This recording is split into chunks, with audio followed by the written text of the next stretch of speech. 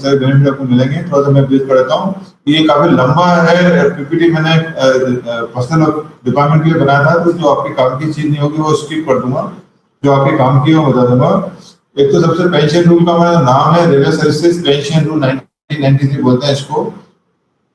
ये 16/11/1957 से लागू हुआ है पेंशन रूल, और अप टू है हमारा 31/12/2003 तक जो लोग सर्विस में थे उन पे लागू हुआ है।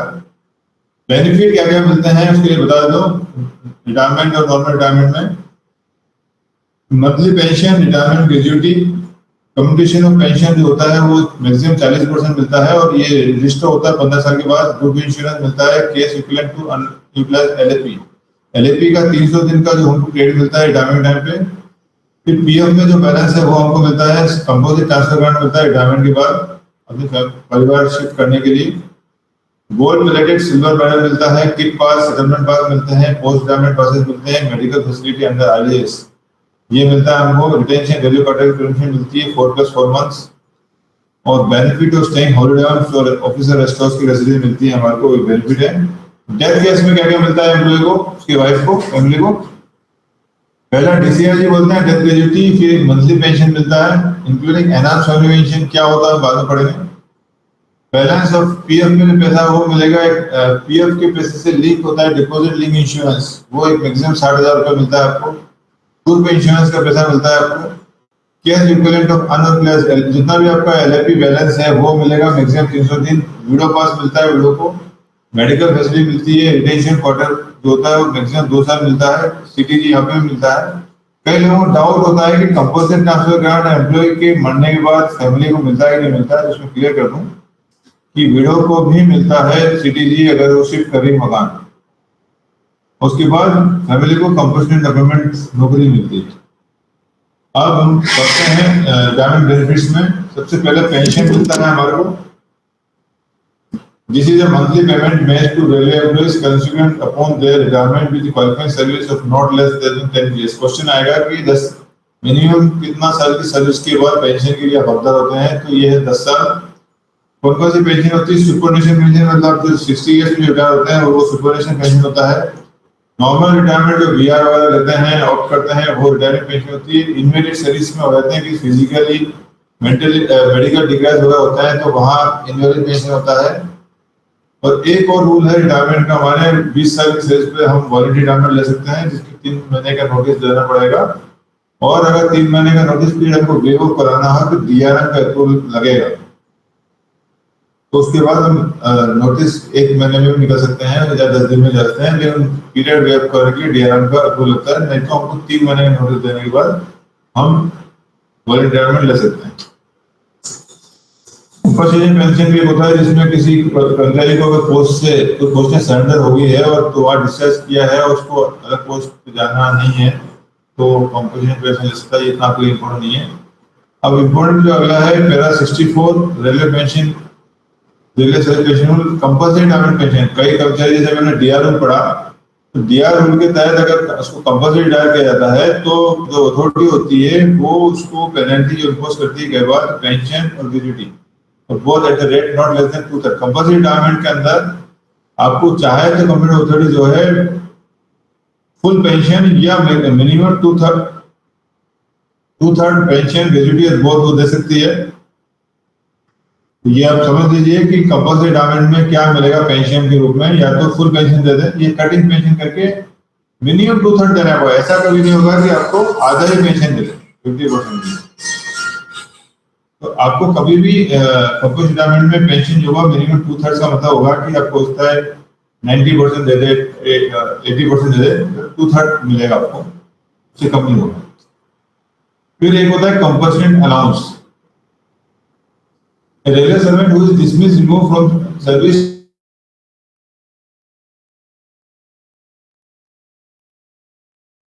रहती है, उसमें जो अथॉरिटी कंप्लीट अथॉरिटी जिसने इसको रिमूव डिसमिस किया है उसको लगता है कि इसको उनको जो है पेंशन का एक पार्ट दिया जाता है, कोई पेंशन बेनिफिट दिया जाता है, तो उसको बोलते हैं कंपल्सरी अलाउंस।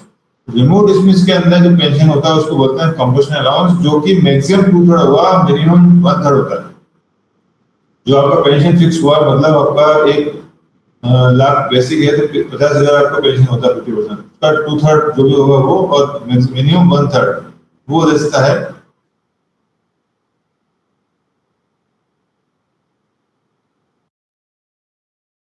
वन थर्ड भी दे रहे हैं तो मिनिमम 1/3 जो होगा वो 9,000 रुपए से कम नहीं होगा, ये कहा गया है।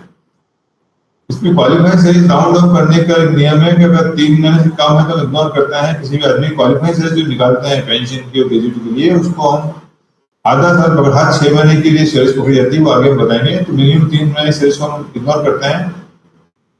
3 महीने से ज्यादा हो अप टू 9 महीने से कम है तो हम आधा साल पकड़ते हैं, और 9 महीने ज्यादा है तो 1 साल पकड़ते हैं।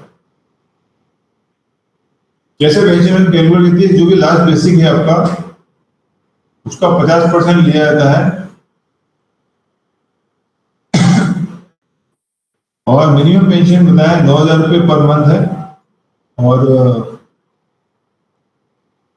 लास्ट पे डिफरेंस दिया जाता है इसमें। रनिंग स्टाफ में लास्ट पे प्लस उसका 55% ऑफ पे ऐड किया जाता है। मतलब किसी का बेसिक 100 रुपया है, आम आदमी, तो हमारा जो बेसिक है 100 रुपया, 100 रुपये में हम जोड़ेंगे, डिवाइड करेंगे 2 से, तो 50 रुपया हमारा पेंशन हो जाएगा। रनिंग स्टाफ के मामले में अगर हम बेसिक 100 रुपया है तो 100 रुपये में 55 रुपये और जोड़ेंगे, 155 डिवाइडेड बाई 2, तो 155 में डिवाइडेड बाई 2 जो है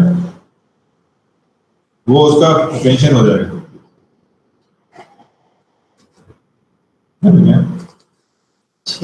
पूछना होगा मैं क्लास करेगी क्या है 6 का वो। हाँ बैठ तो उसके बाद अमाउंट ऑफ पेंशन में सर्विस ग्रेजुएटी दी जाती है। ये भी एक पार्ट है। कोई कर्मचारी है अगर किसी वजह से उसको पेंशन नहीं दे पा रहे हम, तो पेंशन की बदले में उसको एक 10 साल की सर्विस अगर होती है तो पेंशन मिलता है। 10 साल से कम है तो हम सर्विस ग्रेजुएटी देते हैं, जो कि हर 6 महीने के लिए आधी पगार होती है। सर्विस ग्रेजुएटी निकालने का उसमें फॉर्मूला बता रखा है। किसी का 9 साल की सर्विस है, उसकी ग्रेजुएटी हो जाएगी 9 साल बाय 2, 18 हो गया, 18 महीना हो गया। हर उसके लिए हर 6 महीने की आधी सर्विस, 18 महीने की आधी सर्विस यानी वापस 9 महीने, मतलब जितने साल की सर्विस है उतना ही उसको सर्विस के लिए मिलेगा। 9 साल की सर्विस के लिए 9 महीने का पगार मिलेगा। और 7.5 की है तो 7.5 साल की सर्विस है तो 7.5 पगार मिलेगी। मतलब जितने साल है उतने ही पगार, राउंड रफ कैलकुलेशन इस तरह करेंगे। जो पीरियड होते हैं ये तो आपको जरूरत नहीं है, फिर भी मैं एक लाइन बताता हूँ कि कौन कौन सर्विस काउंट करते हैं क्वालिफाइंग में। सब्स्टिट्यूट में जो है पूरी टीएस मिलने से पूरा सर्विस काउंट होता है। छुट्टी के जो पीरियड होता है पूरा काउंट होता है। बस एक्स्ट्राऑर्डिनरी लीव होती है वो अगर मेडिकल सर्टिफिकेट में है तो उसको काउंट करते हैं। इसके अलावा अगर एक्स्ट्राऑर्डिनरी लीव जो है एलडब्ल्यू जो बोलते हैं, वो अगर 2 रीजन है, due to inability to join और rejoin duty on account of civil promotion, या फिर हायर स्टडी के लिए साइंटिफिक ट्रेनिंग की इजाजत, तो एक्स्ट्राऑर्डिनरी को क्वालिफाइंग सर्विस में काउंट करते हैं। अदरवाइज जो एक्स्ट्राऑर्डिनरी होगी वो काउंट नहीं होती। Counting period of suspension, suspension period जो होता है वो उसको काउंट करने के लिए 3 इशू हैं। अगर सस्पेंशन पीरियड बाद में चार्जेस ड्रॉप हो गए तो, या माइनर पेनल्टी दी गई है, चार्जेस ड्रॉप हो गए तो वो ऑडिट हो जाती है। अगर मेजर पेनल्टी दिया है तो फिर कर्मचारी की रिक्वेस्ट पे या तो एलएपी ठीक करेंगे, तो हम जो भी छुट्टी वो मांगता है एलएपी वो हम मानेंगे, तो उसके अनुसार अगर छुट्टी ठीक होती है तो वो क्वालिफाइंग सर्विस में काउंट होगी। तो कई बार ऐसा होता है कि सस्पेंशन पीरियड एम्प्लॉय ने ध्यान नहीं दिया और विशेष ध्यान दिया, सस्पेंशन पीरियड ही रहेगा। अगर सस्पेंशन पीरियड का डिसीजन नहीं हुआ है तो सस्पेंशन ही रहा है, तो फिर वो जो है क्वालिफाइड सर्विस में काउंट नहीं होता है। जितना भी ट्रेनिंग है पैरा 38 लिखा हुआ है, ट्रेनिंग पीरियड पूरा क्वालिफाइड में काउंट होता है।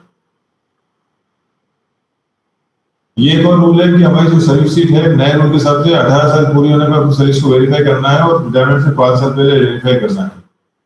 इसके बाद कम्युनिकेशन ऑफ पेंशन,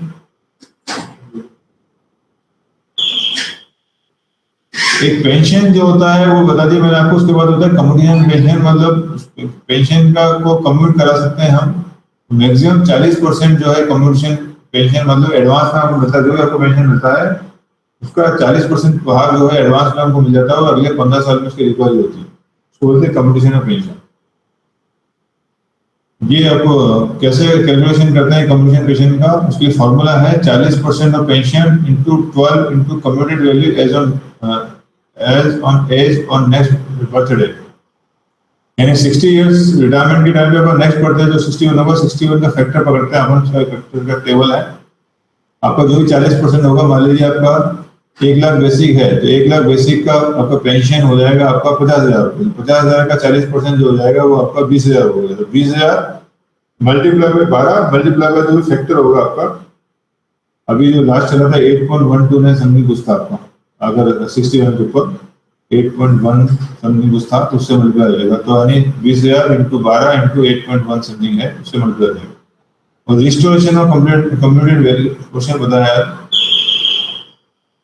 कि 15 साल बाद जो भी हमारा जो पैसा था वापस हमारा जो 20,000 कम मिल रहे थे हमको, मतलब 50,000 बता रहे पेंशन, 20,000 कटे 30,000 आपको हाथ में आ रहे थे, तो वो आपको वापस 15 साल के बाद पूरे 50,000 आपको पेंशन मिलेगा आपको 15 साल बाद। इसमें नोट में लिखा है communication has no effect on family pension in case of demise of. अगर कम्युनिकेशन आपने करवाया है और करवाने के तुरंत बाद अगर कर्मचारी की डेथ हो जाती है तो कम्युनिकेशन का पैसा रिकवरी नहीं होती है और फैमिली को जो है पूरा पेंशन मिलता है विदाउट एनी डिडक्शन। ये फैक्टर है मैंने बताया था आपका 60 साल के अंदर 8.194 है, ये फैक्टर इसमें बताया हुआ है। जिस भी एज में अगर आप सुपर एनुएशन होते हैं तो मैंने जैसे बताया था यहाँ पे 40% जो भी है 20,000 इंटू 12 इंटू 8.194 61 ईयर्स में। अगर मान लीजिए 50 साल की एज में आप रिटायरमेंट ले रहे हैं, वॉलंटरी रिटायरमेंट 51 पड़ेगा, 51 में 8.8 से मल्टीप्लाई हुआ, यानी जितनी कम एज में आप रिटायरमेंट लेंगे, वॉलंटरी रिटायरमेंट जो भी है उसमें आप कम्युनिकेशन कराएंगे, यानी कम एज में आपकी अगले 15 साल जीने की संभावना बढ़ जाती है। रिटायरमेंट के बाद नॉर्मल आदमी 60 ईयर्स के बाद जो संभावना होती है वही कर्मचारी की 50 साल बाद रिटायरमेंट ले रहा है तो उसकी संभावना ज्यादा होती है जीना के लिए, इसको इसलिए कम्प्यूटेड वैल्यू उसको ज्यादा दिया जाता है।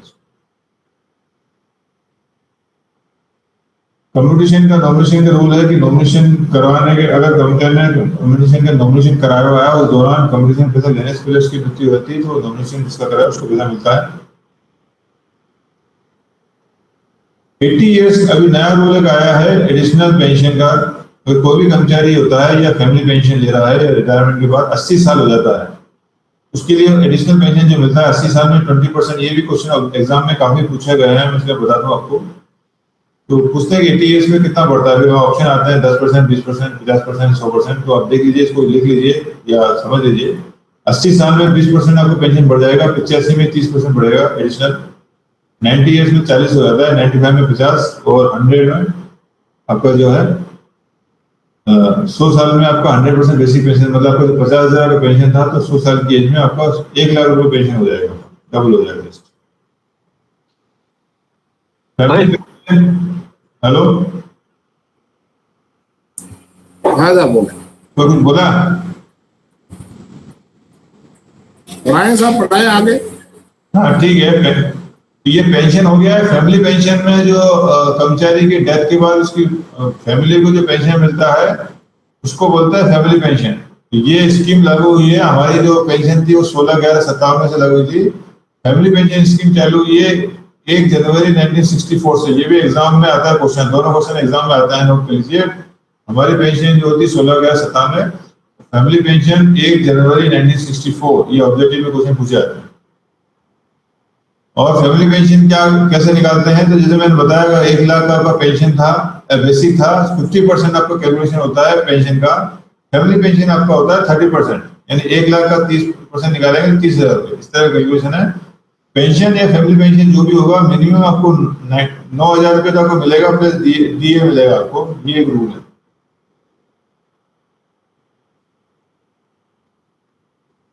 पेंशन के लिए क्वालिफाइंग सर्विस जैसे आप हम बात कर रहे थे कि नॉर्मल पेंशन के लिए 10 साल की सर्विस जरूरी है, लेकिन फैमिली पेंशन के लिए 10 साल जरूरत नहीं है।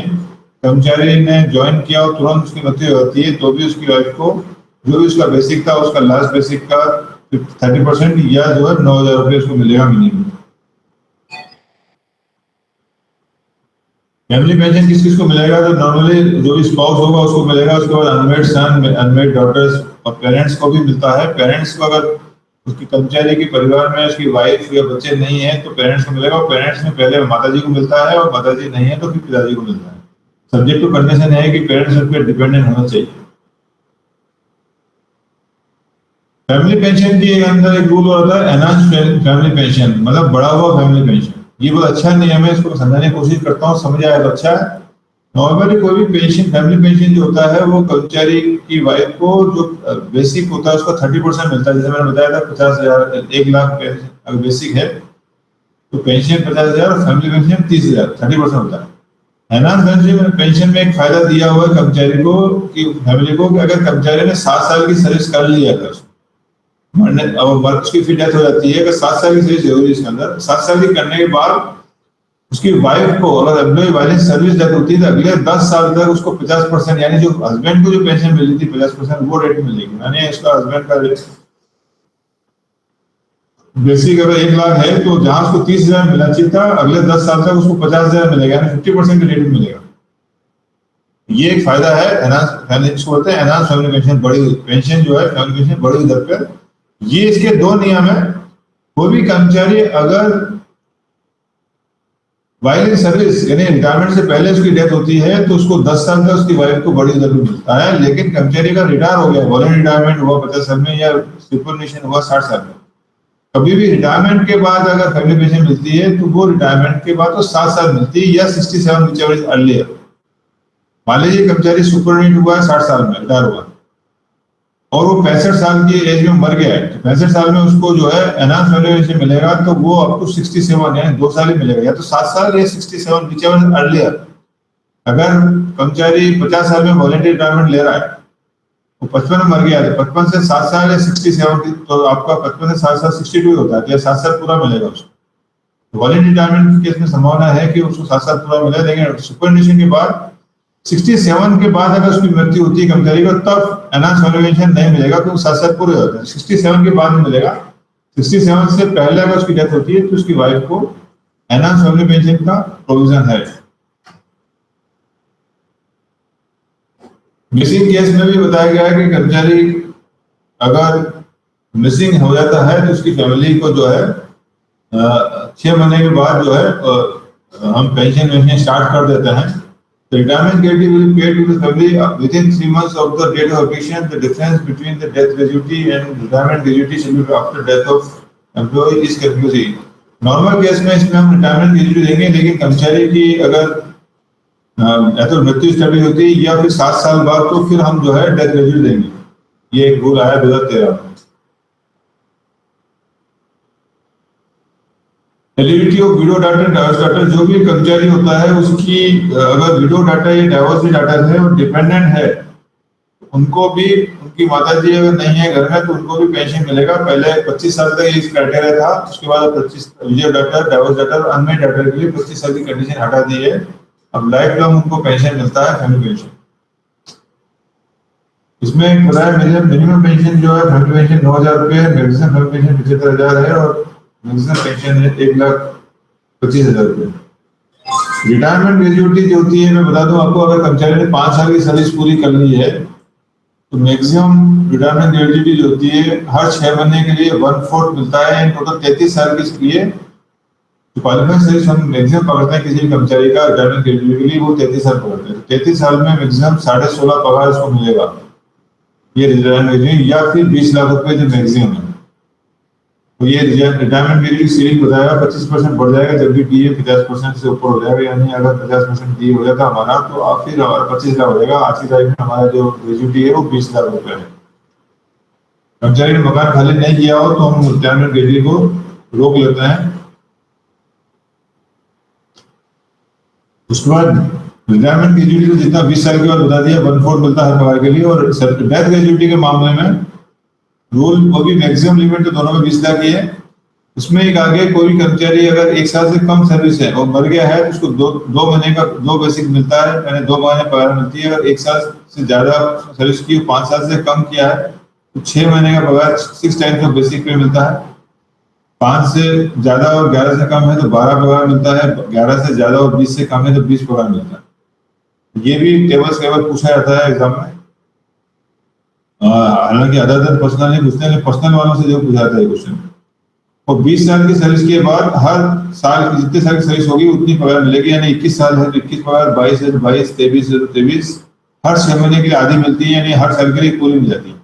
तो 20 साल से कम सर्विस है तो आपने बता रखा है कितनी सर्विस में 2, 6, 12, 20 मिलेगा। और 20 साल से ज्यादा सर्विस है तो अप टू 33 ईयर्स, यानी 21 साल में 21, 22 में 22, 25 में 25, 28 में 28 और 33 साल में 33 पगार मिलेगा। 33 साल से ज्यादा होगा 34, 35, 37 तो भी 33 पगार मिलेगा, मैक्सिमम 33 पगार या फिर 20 लाख। अगर पगार जो भी अमाउंट आता है वो 20 लाख से कम है तो वो मिलेगा, और 20 लाख से ज्यादा है तो फिर आपको 20 लाख मिलेगा। 20 लाख से ज्यादा किसी भी हालत में ग्रेजुटी या डेथ ग्रेजुटी नहीं मिलेगा।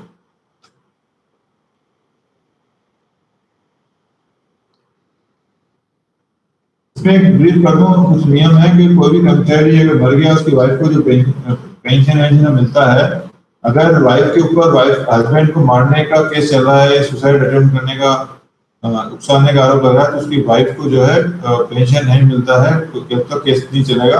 ये एक रूल है।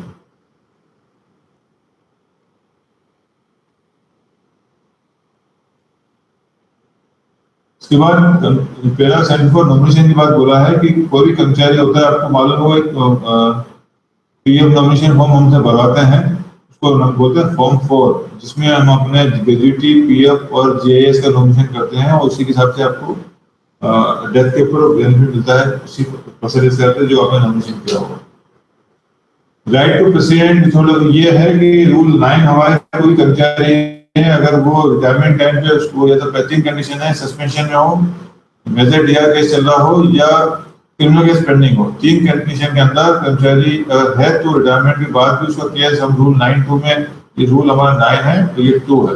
रूल 9(2) में रिटायरमेंट का भी केस चलता रहता है। जब तक केस चलता है हम सिर्फ प्रोविजनल पेंशन उसको देते हैं, डीसीआरजी वगैरह कुछ नहीं मिलता है, ये कहा गया इसमें। पीएफ का पैसा पूरा मिल जाएगा रिटायरमेंट के टाइम पे, और लीव एंगेजमेंट जो है हमारा जितना भी लीव जमा है 300 दिन का लीव हमको मिलता है। और एलएफपी अगर कम है हमारे पास तो मान लीजिए 300 में से 200 एलएफपी है तो फिर बचा हुआ जो 100 एलएफपी है उसका पैसा उसको मिलेगा 100 एलएफपी का, यानी 300, 200 प्लस 100 इस तरह का आपको एलएफपी का पैसा मिलेगा। इन केस ऑफ रेजिग्नेशन और क्विटिंग ऑफ सर्विस, कोई भी कर्मचारी अगर रिजाइन कर रहा है तो उसको मैक्सिमम 50% जो भी उसकी एलएपी बैलेंस होगी वो मिलेगा, सब्जेक्ट टू मैक्सिमम 150 डेज। उसके बाद एक इंश्योरेंस होता है हमारा जीआईएस, उसमें जो हमारा सब्सक्रिप्शन होता है ग्रुप सी का 30 रुपीज, ग्रुप बी का 60 रुपये, ग्रुप ए का 120 रुपया, उसी के हिसाब से इंश्योरेंस फंड होता है हमारा। अगर डेथ हो जाती है एम्प्लॉय की तो ग्रुप सी को 30,000 रुपये, ग्रुप बी को 60,000 रुपये और ग्रुप ए को जो 1,20,000 मिलता है। रिटेंशन और रेलोकेटेड रिटायरमेंट और डेथ में जो बेनिफिट है वो बताया हुआ है कि रिटायरमेंट में 4 महीना है नॉर्मल रेट में, प्लस 4 और मिलता है। यहाँ पे ये सिकनेस एजुकेशन भी हट गया है, अभी रिटायरमेंट में 4 और नॉर्मल 4 मिलता है, बस रेंट इसका नॉर्मल और डबल रहता है। सिकनेस एजुकेशन ग्रांट पहले हुआ करता था, अभी रिसेंटली शॉर्ट आ रही है। और डेथ केस में 24 महीने का मिलता है हमारे को नॉर्मल रेट में रिटेंशन पॉलिसी के अलावा मेडिकल फैसिलिटी में आरएस मिलता है स्कीम, जिसमें जो भी रेलवे में बेनिफिट मिलते हैं मेडिकल की सारी फैसिलिटीज मिलती है आपको और आपके डिपेंडेंट्स को। और उसके लिए जो नई पॉलिसी आई हुई है उसके लिए बता दूं, रिटायर्ड एम्प्लॉय आरएस फैसिलिटी उसी को मिलेगी जिसकी 20 साल की सर्विस होगी। Retired employees with 20 years of qualified service are eligible for joining. RS में ज्वाइन करने के लिए मिनिमम 20 इयर्स की सर्विस चाहिए। हाँ, अगर कर्मचारी सुपरनेट हुआ है यानी रिटायरमेंट के टाइम पे अगर 60 साल की उम्र में, तो भले से वो 20 साल से कम हो तो भी स्कीम ज्वाइन कर सकता है। ये एक अच्छा एक नई जानकारी बता दूं आपको। और आरएस ज्वाइन करने के लिए एक तो बता दूं, जो लड़के हैं son above 21 years can be included in RS card subject to condition they are unmarried and unemployed. एक क्वेश्चन आ सकता है इसमें, पास के अंदर जैसे हमारा लड़का जो है वो 21 साल तक ही एलिजिबल होता है पास में, और 21 के बाद भी पास में इंक्लूड करना है तो वो पढ़ रहा होता है तो हम इंक्लूड करते हैं। मेडिकल के लिए रूल अलग है। मेडिकल में कोई भी बच्चा है उसमें अपर एज लिमिट नहीं है, यानी कि कोई भी लड़का है अगर अनमेरिड है वो और अनएम्प्लॉयड है, आपके साथ फुली रह रहा है, फुली डिपेंडेंट है आपके ऊपर, तो किसी भी एज का सन है वो आपके मेडिकल फैसिलिटी लेने के लिए पात्र रहेगा आपके साथ। Retiring employee spouse can avail medical attendance for first 2 pregnancies. लड़कियों के लिए 2 प्रेगनेंसी के मामले में भी बेनिफिट ले सकते हैं रिटायरिंग एम्प्लॉयज। अब रिटायरमेंट कैंप में आरएसएस ज्वाइन करने के लिए जो पैसा भरना पड़ता है वो है लेवल 1 to 5 में 30,000 रुपया, या फिर आपका जो बेसिक है विच इज लेस, जो बेसिक है आपका बेसिक पे और amount which is less will be recovered लिखा हुआ है इसमें। लेवल 1 to 5 में 30,000 है, एक्चुअली बेसिक आपका कम है भूल जाएगा। लेवल 6 में 54,000 है, ये भी क्वेश्चन पूछते हैं कई बार। लेवल 7 से 11 के लिए हाँ हेलो हाँ मैं लेक्चर दे सकता हूँ।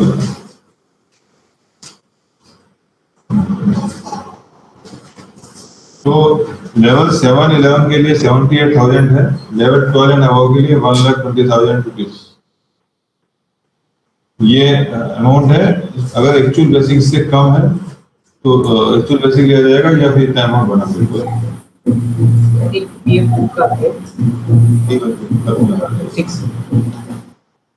फिर इसके बाद एफएमए फिक्स मेडिकल अलाउंस जो है, जो कर्मचारी 20 साल कर चुके हैं उनको एक ऑप्शन होता है, वह तो ओपीडी फैसिलिटी ले या फिर 1,000 रुपए ले। तो जो करते हैं ओपीडी फैसिलिटी उनको ओपीडी मिलता है, और अगर जो मना करते हैं उनको 1,000 मिलता है। इसके लिए कंडीशन है कि अगर उनका मकान 2.5 किलोमीटर है, the pension family pension is residing beyond 2.5 kilometre from the nearest road, minimum 2.5 kilometre से दूर होंगे तभी उनको 1,000 मिलेगा। अगर 2.5 किलोमीटर अंदर है तो फिर उनको ओपीडी फैसिलिटी लेनी पड़ेगी उनको। सीटीजी मिलता है रिलायंस कोई कंपनी रिटायर हो रहा है और अपने रेजिडेंस से दूर शिफ्ट हो रहा है तो सीटीजी का प्रोविजन है। और पहला ये था इसमें रूल कि विद इन 20 किलोमीटर आपका 1/3 और विद इन 20 के बाद 100% मिलता था, 80% जो भी हमारा चल रहा वो मिलता था, फुल मिलता था मतलब। अभी नया रूल आ गया है जिसमें रिटायरमेंट के बाद सीटीजी जो है 1/3 खत्म कर दिया, अब आपको फुल मिलेगा सीटीजी, सब्जेक्ट टू कुछ कंडीशन है, चेंज ऑफ रेजिडेंस होना चाहिए। उसके बाद 16/22 लिखा हुआ है इसमें कि सीटीजी जो है फुल मिलेगा आपको। और एक चेंज ऑफ रेजिडेंस के लिए भी आपको डॉक्यूमेंट देने की जरूरत है, सिर्फ एक सेल्फ डिक्लेरेशन देना पड़ेगा, एक सर्टिफिकेट में मैंने मकान चेंज किया, मेरा पुराना एड्रेस ये है, नया एड्रेस, उसके बाद आपको फुल मिलेगा। Application CTG should be submitted within 1 year from the date of retirement, 1 साल के अंदर आपको सबमिट करना है, और 1 साल के बाद अगर करते हैं तो फिर आपको एजीएम का अप्रूवल लगेगा जो कि 2 साल तक है। इसके अलावा कुछ स्पेशल पास मिलते हैं, सेटलमेंट पास मिलते हैं आपको रिटायरमेंट के भी 1 साल के अंदर आपको मिल जाना चाहिए, और 1 साल के बाद है तो फिर एजीएम के पास जाना पड़ेगा या आपके पास परमिशन मिलेगा। पोस्ट रिटायरमेंट कंप्लीट पासेस जो है ग्रुप ए और बी को 20 साल पहले 25 साल पे फुल मिलता था, अभी 20 साल के ऊपर 3 सेट है, और ग्रुप सी और डी को 20 साल के ऊपर 2 सेट पास मिलते हैं। और इसमें लिखा हुआ है कि अगर किसी ने मकान अनऑथराइज्ड रखा हुआ है 1 महीना तो उसको हर 1 महीने के लिए 1 सेट पोस्ट रिटायरमेंट जो है वो डिसअलाउ किया जाएगा।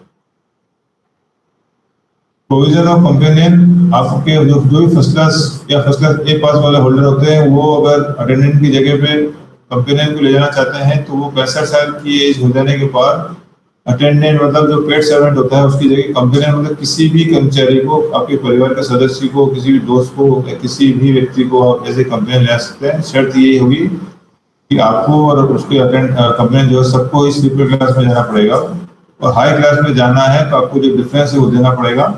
तो जो डिफरेंस है वो आपको फुल डिफरेंस देना पड़ेगा। लेकिन अगर 70 साल की एज हो जाती है आपकी तो 70 साल में एक नया रूल आया जिसमें क्या 70 साल की एज में आपको डिफरेंस 1/3 देना पड़ेगा।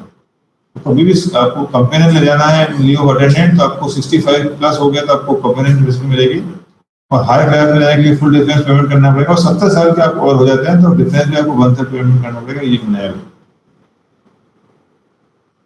बीएलआई होता है जिसमें कि पीएफ में मिनिमम अमाउंट जो बताया इसके अंदर उतना अगर अमाउंट है, जैसे 4800 के लिए 25,000 पे, लेवल 7 6 to 7 के लिए 15,000, इतना अमाउंट अगर पीएफ में है पिछले 3 साल में तो डीएलआई के रूप में एक 60,000 मैक्सिमम मिलता है। ये एक डिपॉजिट लिंक इंश्योरेंस है। इसके लिए कर्मचारी ने अगर 5 साल की सर्विस किया हो डीएलआई तो उसको परिवार की 60,000 रुपये मिलते हैं, और टाइम की सुविधा मिलती है। तो एक और जो है कि कोई भी कर्मचारी है अगर वो एक्स्ट्राऑर्डिनरी पेंशन ले रहा है 100% डिसेबिलिटी के तहत तो उसको एक कांस्टेंट मेडिकल अटेंडेंस अलाउंस मिलता है 6,750 रुपये पर मंथ, ताकि वो किसी की हेल्प ले सके डे टू डे एक्टिविटीज के लिए। कि हमारे सीधे पेंशन का खत्म हो गया है? किसी को डाउट है?